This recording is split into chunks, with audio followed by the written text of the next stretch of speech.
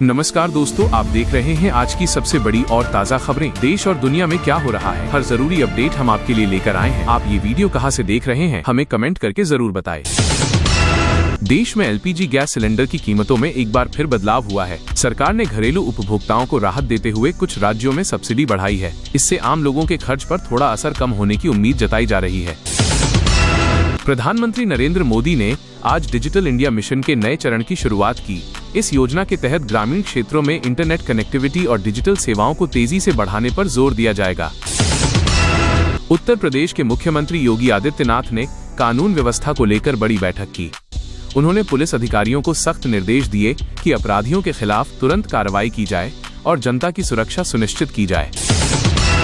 देश में बढ़ते साइबर क्राइम मामलों को देखते हुए केंद्र सरकार ने नई गाइडलाइन जारी की है। अब ऑनलाइन फ्रॉड की शिकायतों पर तुरंत कार्रवाई होगी और पीड़ितों को तेजी से न्याय दिलाने की कोशिश की जाएगी। दिल्ली में प्रदूषण को लेकर फिर से चिंता बढ़ गई है। वायु गुणवत्ता सूचकांक खतरनाक स्तर पर पहुंच गया है, जिसके चलते स्कूलों में बच्चों के लिए आउटडोर गतिविधियों पर अस्थायी रोक लगाने का निर्णय लिया गया है। रेलवे ने यात्रियों की सुविधा के लिए नई सुपरफास्ट ट्रेनों की घोषणा की है। इन ट्रेनों में आधुनिक सुविधाएं होंगी और टिकट बुकिंग सिस्टम को भी आसान बनाया गया है, ताकि यात्रियों को बेहतर अनुभव मिल सके। देश के कई हिस्सों में मौसम ने अचानक करवट ली है। उत्तर भारत में तेज बारिश और आंधी से जनजीवन प्रभावित हुआ है, जबकि दक्षिण भारत में गर्मी का असर लगातार बढ़ता जा रहा है। शेयर बाजार में आज भारी उतार चढ़ाव देखने को मिला। निवेशकों को सतर्क रहने की सलाह दी गई है, क्योंकि वैश्विक बाजार के प्रभाव से भारतीय बाजार में अस्थिरता बनी हुई है। सरकार ने युवाओं के लिए नई रोजगार योजना शुरू की है।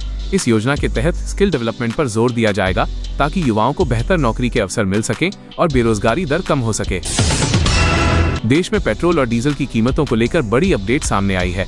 अंतर्राष्ट्रीय बाजार में कच्चे तेल की कीमतों में बदलाव के चलते आने वाले दिनों में कीमतों में उतार चढ़ाव संभव है। उत्तर प्रदेश में अपराध पर लगाम कसने के लिए योगी आदित्यनाथ सरकार ने बड़ा ऑपरेशन शुरू किया है। पुलिस ने कई वांछित अपराधियों को गिरफ्तार किया है। एनकाउंटर में भी कुछ बदमाश ढेर हुए हैं। प्रदेश में सुरक्षा व्यवस्था और कड़ी कर दी गई है। देश में एलपीजी गैस सिलेंडर की कीमतों में हल्की बढ़ोतरी दर्ज की गई है। आम लोगों पर इसका सीधा असर पड़ रहा है। सरकार ने कहा है कि सब्सिडी योजना पर काम जारी है और जल्द राहत देने की कोशिश की जा रही है। नरेंद्र मोदी ने आज डिजिटल इंडिया को लेकर नई योजना लॉन्च की है। इस योजना के तहत गांव-गांव तक हाई स्पीड इंटरनेट पहुंचाने का लक्ष्य रखा गया है, जिससे शिक्षा, रोजगार और ऑनलाइन सेवाओं को बढ़ावा मिलेगा। उत्तर प्रदेश के कानपुर में दिन दहाड़े एक व्यापारी की हत्या से सनसनी फैल गई है। पुलिस ने सीसीटीवी फुटेज के आधार पर जांच शुरू कर दी है। शुरुआती जांच में पुरानी रंजिश का मामला सामने आ रहा है। सहारा इंडिया निवेशकों के लिए बड़ी खबर सामने आई है। सरकार ने कहा है कि फंसे हुए पैसे लौटाने की प्रक्रिया तेज कर दी गई है। कई लोगों के खाते में रिफंड आना शुरू हो गया है, जिससे निवेशकों में उम्मीद जगी है।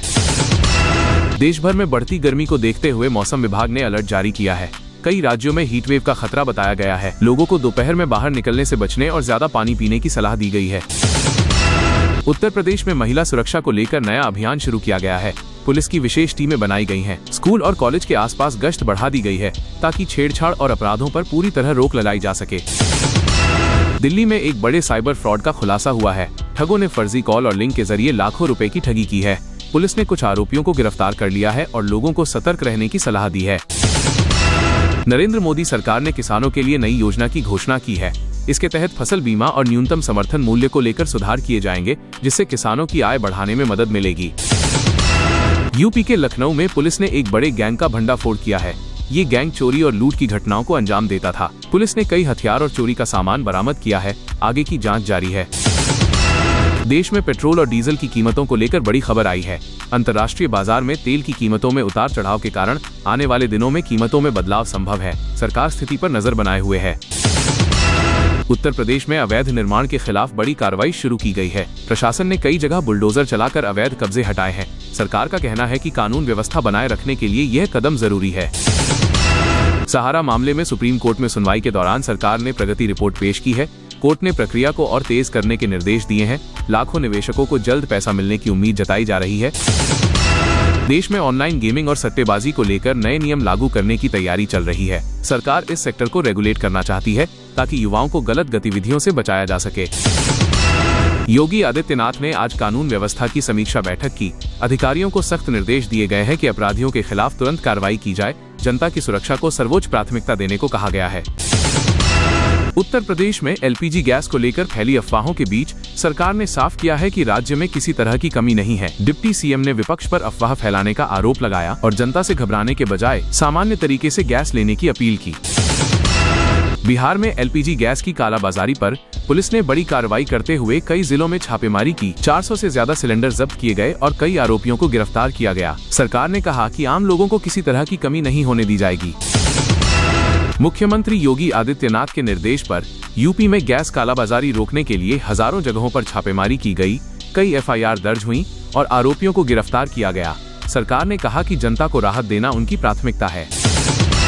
प्रधानमंत्री नरेंद्र मोदी ने गैस कालाबाजारी और अफवाह फैलाने वालों पर सख्त कार्रवाई के निर्देश दिए हैं। केंद्र और राज्य सरकार मिलकर ऐसी गतिविधियों पर रोक लगाने में जुटी हैं ताकि आम जनता को किसी भी तरह की परेशानी न हो। बिहार में एक 12 वर्षीय बच्चे की करंट लगने से मौत हो गई। बताया जा रहा है कि खुले बिजली तार इसकी वजह बने। घटना के बाद स्थानीय लोगों में गुस्सा है और बिजली विभाग पर लापरवाही के गंभीर आरोप लगाए जा रहे हैं। बिहार के नालंदा में एनआईए और पुलिस की संयुक्त टीम ने कई ठिकानों पर छापा मारा। इस ऑपरेशन में भारी संख्या में पुलिस बल तैनात किया गया और कई संदिग्धों से पूछताछ जारी है, जिससे इलाके में हड़कंप मच गया।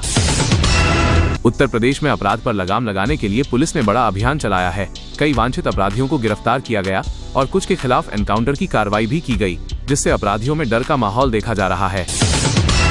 उत्तर प्रदेश में गैस सिलेंडर लेने के लिए लगी लंबी लाइन में खड़े एक बुजुर्ग की अचानक तबीयत बिगड़ने से मौत हो गई। घटना के बाद लोगों में नाराजगी है और प्रशासन पर व्यवस्था सुधारने का दबाव बढ़ गया है। उत्तर प्रदेश के कई जिलों में हत्या के मामलों में बढ़ोतरी देखी जा रही है। पुलिस लगातार जांच में जुटी है और कई संदिग्धों को हिरासत में लिया गया है। सरकार का दावा है कि जल्द ही सभी मामलों का खुलासा किया जाएगा। बिहार पुलिस ने अपराधियों के खिलाफ विशेष अभियान चलाया है, जिसमें कई गैंग के सदस्यों को गिरफ्तार किया गया और अवैध हथियार भी बरामद किए गए। सरकार ने कानून व्यवस्था को मजबूत बनाने का दावा किया है। सहारा निवेशकों के लिए बड़ी खबर सामने आई है। सरकार ने रिफंड प्रक्रिया को तेज करने के निर्देश दिए हैं और कहा है कि जल्द ही अधिक लोगों को उनका पैसा वापस मिलेगा, जिससे लाखों निवेशकों को राहत मिलने की उम्मीद है। यूपी और बिहार में रोजगार बढ़ाने के लिए नई योजनाएं लागू की जा रही हैं। सरकार स्टार्टअप और छोटे व्यवसायों को बढ़ावा देने पर जोर दे रही है, जिससे युवाओं को नए अवसर मिल सके और आर्थिक स्थिति मजबूत हो सके। उत्तर प्रदेश में भर्ती परीक्षाओं में गड़बड़ी रोकने के लिए सख्ती बढ़ाई गई है। पुलिस ने सॉल्वर गैंग के सदस्यों को गिरफ्तार किया है और पेपर लीक मामलों की जांच तेज कर दी गई है।